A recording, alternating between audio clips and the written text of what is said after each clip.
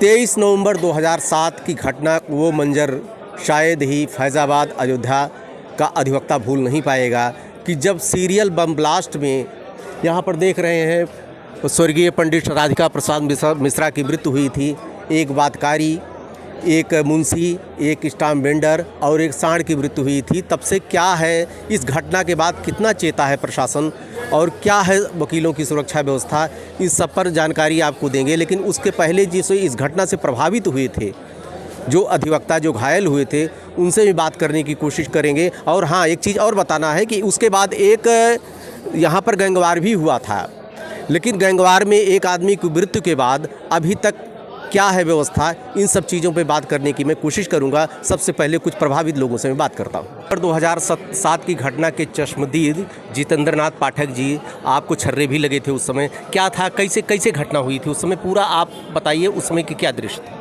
हाँ, 23 नवंबर 2007 का दिन तो बिल्कुल सामान्य था, सब सामान्य चल रहा था। ये बताइए कै बजे की घटना है? ये 1:15 बजे 1:20 उसकी घटना है और हम लोग यहीं बैठे थे, सब लोग अपने साथी। पंडित राधिका प्रसाद मिश्रा थे, हम थे, रामदयाल मुंशी थे, जगतपाल यादव थे, ये सब लोग बैठे थे। और इतनी में ही जैसे ही 1:17 1:20 ऐसे हुआ था समय, बहुत ज़ोर का धमाका हुआ और उस धमाके से टीन शेड जो है ये टुकड़े टुकड़े होके उड़ गया और सब लोग चोटिल हो गए। पंडित जी राधिका प्रसाद जी गिर गए, हमको चोट लगी, उनको जगतपाल को चोट लगी, रामदयाल मुंशी को चोट लगी, माने बहुत से लोगों को चोट लगी। और उस समय तो नहीं कुछ पता चला, लेकिन धीरे धीरे 4 लोगों की लाशें निकाली गईं, जिसमें एक पंडित राधिका प्रसाद मिश्रा वकील थे, एक मुंशी थे, एक स्टाम्प वेंडर थे, एक मुवक्किल थे और हम लोग किसी महिला अधिवक्ता को भी लगी थी शायद? महिला अधिवक्ता में रेखा मेहरोत्रा थी हमारे बगल में, उनको भी लगी थी चोट। हाँ, हमारे तो चोट भी लगी थी और हमारा दाहिना कान तो सुनने में असमर्थ हो गया एकदम। चोट कहाँ लगी थी आपको? चोट कहाँ लगी? हमको पैर, दाहिने पैर के पिल्लियों में लगी थी, कट गया था। हाँ, अच्छा। और हमारे कान, एक कान, दाहिना कान तो हम अब भी नहीं सुन पाते हैं, बहरा हो गया, बाएं कान से काम लेते हैं। हाँ, वही यही घटना थी। फिर अफरा तफरी मच गई, सब लोग भागने लगे, पहुंचाने लगे, जितने घायल थे सबको जीप से और जिससे जो साधन मिला उससे पहुंचाए। हमको तो एक वकील साहब मोटरसाइकिल पर बैठा के लेके अस्पताल भागे। जी। और वहाँ फिर मुआयना हुआ, डॉक्टरी अस्पताल में रहे 1 हफ्ता हम एडमिट। उसके बाद छुट्टी मिली और बड़ी दर्दनाक घटना थी। हादसा बहुत बड़ा था, आतंकवादियों की करतूत थी, वो न्यायपालिका और वकीलों को दहसाने की उनकी मंशा थी और किया भी उन्होंने ऐसा ही। यही गनीमत है कि अभी तक कोई पुनरावृत्ति नहीं हुई भगवान की कृपा से। और तो मैं उस सरकार बनाम खालिद मुजाहिद में जो ये मुकदमा चल रहा है उसमें मैंने गवाही भी दी है और एक अभियुक्त की पहचान भी की हुई है। अच्छा। जी। हमारे साथ हैं वरिष्ठ अधिवक्ता वेद प्रकाश सिंह जी। 21 नवंबर 2007 की घटना के आप भी चश्मदीद थे। कैसी 23 नवंबर 2007 की, थोड़ा मैं करेक्ट करूंगा, 23 नवंबर 2007 की घटना के आप भी चश्मदीद थे। उस समय क्या हुआ था? उस समय भैया मैं एक अदालत से वारंट निकाल करके जैसे लौटा, वहाँ के कुर्सी पर बैठा और पेन निकाली, उसी समय बम विस्फोट हुआ था। जो खंभे के पास जीरो ग्राउंड लिखा हुआ है, यही साइकिल में रखा हुआ था। तो दगने के बाद वहाँ धुआं गुबार 15-20 मिनट तक छाया रहा और काफ़ी लोग उसमें हताहत हुए, 26-27 लोग और 4 लोगों की डेथ हुई थी। अच्छा, बताइए कहीं आपको चोट भी लगी थी? जी। अच्छा। मैं भी गंभीर रूप से घायल था उसमें। और पैर में काफ़ी चोटें थी, सीने में काफ़ी चोटें थी। पैर में जो है एक लोहे का टुकड़ा और छर्रे वगैरह घुस गए थे। तो वो घाव ठीक होने में करीबन 3.5 से 4 महीना लगा। हड्डी टूट गई थी। अच्छा। और सीने में हैंडल आके लगा था साइकिल की, तो स्थिति थी। 23 नवंबर 2007 की घटना के चश्मदीद बाबूजी हैं बाबू रविंद्र कुमार सिंह जी वरिष्ठ अधिवक्ता हैं। रविंद्र प्रताप सिंह जी हैं, वरिष्ठ अधिवक्ता हैं आप। आपकी एक जूनियर भी इसमें जो है घायल हुई थी, क्या था पूरा मामला बताएं सर। नहीं हम पकड़े ठीक। 23 नवंबर 2007 को थोड़ा मैं बहुत जल्दी आ गया था। और जल्दी आने का एक अहंकार भी मेरे अंदर था कि जल्दी मैं आया हूँ, आज सारे जूनियर मुंशी से काम लूँगा और मैं यहीं बैठा रहूँगा। उससे पहले मैं समागम में गया था, संत समागम में, जनकाई संत समागम में। तो मैंने सोचा कि मालिक तेरा साकार रूप समझ में आता, निराकार मेरी समझ में नहीं आया। और जब 1:20 पर बम ब्लास्ट हुआ है, मैं कुर्सी पे बैठा था। आई कुड नॉट फॉलो, कैसा हो कैसे गया, इतनी तेज आवाज़। और देखा तो पीछे राधिका बाबू थे, वो एक्सपायर कर गए थे। तमाम लोग घायल हो गए, तमाम लोग मर गए थे। मेरी एक जूनियर रेखा मेहरोत्रा थी, उनके भी चोट लग गई, इस पर क्या नाम है, मस्तक से होते हुए निकल गया। और यहाँ का सामने का टीन का शेड उड़ गया। तो हमने कहा मालिक ये क्या हो रहा है।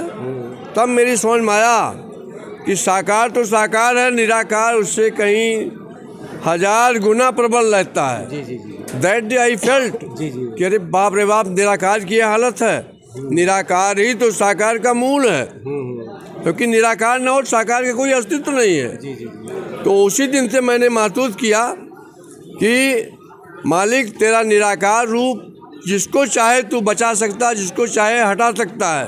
ये मालिक की कृपा है। जो भी हम लोग बचे, अपनी कोई कार्य कुशलता नहीं थी, मालिक की कृपा थी। लेकिन दुख मुझे ये होता है कि मालिक, मैंने कहा तेरा साकार रूप समझ में आता, निराकार नहीं समझ में आया। उसने तुरंत दिखा दिया निराकार होता क्या है, देख लो इसको। यानी बैठे हुए थे, मुझे एक फलूस नहीं लगा, कहीं मुझे कोई जरा सा परेशानी नहीं हुई।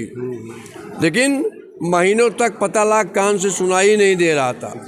ये हालात थी, ये मंजर था। उसके 1 घंटे बाद तो पूरा सेट छावनी में चेंज हो गया, पूरा सेट छावनी में चेंज हो गया, मतलब सडन। अच्छा संजोग की बात है कि मेरी मोटरसाइकिल यहाँ रखी थी, वरना वो साइकिल यहीं खड़ी करता। जल्दी आए थे, मोटरसाइकिल यहाँ खड़ी कर दिए। अब साइकिल का हैंडल जो है पता लगा डीएम साहब के कार्यालय में जाके गिरा था। कितना प्रभावशाली बम था वो। बगल में भी एक बम दगा, लेकिन उसका कोई बहुत ज़्यादा विस्फोट नहीं हुआ, उससे कोई हताहत नहीं हुआ। लेकिन ये बहुत ही पावरफुल था। उस दिन से मैंने महसूस किया, दातार तेरे अलावा कहीं कुछ नहीं है। तू जैसा चाहता वैसा होता है, जैसा तू चाहे। क्योंकि हमने एक अध्ययन और किया, जब निगेटिव रेज का पुंज इकट्ठा होता है तो मार्केज बन जाता है। और वही मार्केज का पुंज जो है जगह इकट्ठा जब होता है तो उसका सेट नंबर 4 में ही बम ब्लास्ट होना है। ये मेरा अपना असेसमेंट है। तो हो सकता है कि मार्केज से ही जो है इसमें कुछ किया हो, लेकिन इस तरह की घटना की पुनरावृत्ति ना हो। मैं तहे दिल से ईश्वर से प्रार्थना करता हूँ, हे मालिक किसी के साथ ऐसा ना हो जो हम लोगों के साथ हुआ। 23 नवंबर 2007 के एक चश्मदीद वरिष्ठ अधिवक्ता जगतपाल यादव जी हैं हमारे बीच में। आप भी इस घटना में घायल हुए थे, क्या हुआ था पूरा मामला? उस लगभग 1:15 बजे टाइम हो रहा था और बाबूजी ने कहा कि चलिए पहले सब लोग चाय पिया जाए।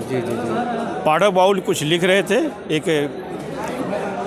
तो ये हुआ उन्हीं के इंतज़ार कर रहे थे कि भाई ये लिख लें पाठक बाबू, तो सभी लोग चाय पिए। इसी बीच का ना एक साइकिल खड़ी थी। पहले साइकिल कचहरी में साइकिल मोटरसाइकिल पूरा अंबार लगा रहता था, बिल्कुल भयंकर आना जाना रहता था। तो साइकिल हमारे खंबे के तखत के बगल खंबा है, उसी को सटा के खड़ी कर दिया साइकिल।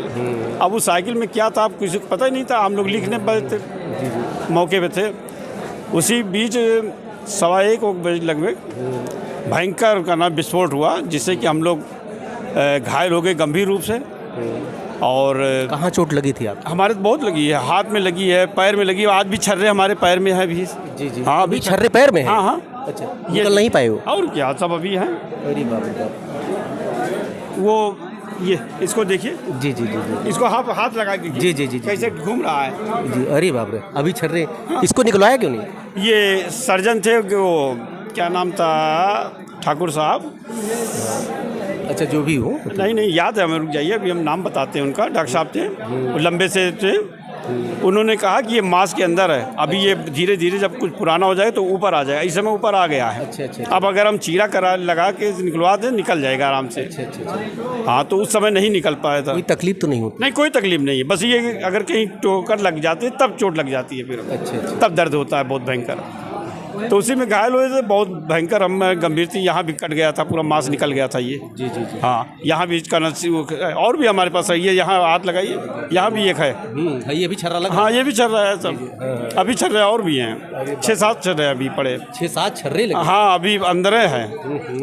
और हाँ, घनश्याम सिंह, डॉक्टर घनश्याम सिंह, इन्होंने कहा कि ये अब मांस के अंदर हैं और जब धीरे धीरे पुराना हो जाएगा तो ये ऊपर आ जाएगा, अपना आराम से निकलवा लीजिएगा। जी जी जी। उस समय नहीं निकाले थे। अब निकलवा लीजिए भाई, अब तो। हाँ, तो अब निकला।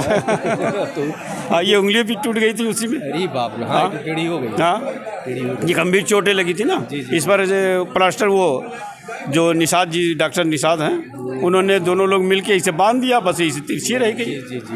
काफी चोट लगी थी आप? जी, बहुत भयंकर चोट। तो बच गए बहु भगवान की दया से, बाल बच्चों की दया से, बस यही जान लीजिए। Thank you. हमारे साथ हैं अयोध्या बार एसोसिएशन के मंत्री श्री सूर्य नारायण सिंह जी।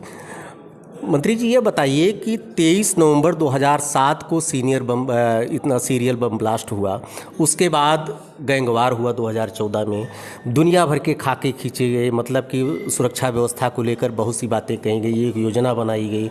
उस योजना पर अभी तक कितना इम्प्लीमेंटेशन हुआ है और क्या होने की ज़रूरत है?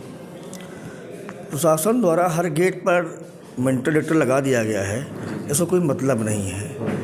गेट नंबर 1 से 4 पहिया गाड़ी धड़ल्ले चली आती है, कोई रोक टोक नहीं है। गेट पर हार्न बजा तुरंत गाड़ियाँ अंदर आ जाती हैं, कोई रोक टोक नहीं, ना पुलिस चेक करता है आप कौन हो क्या हो। 2 पहिया वाहनों कोई रोक टोक नहीं है।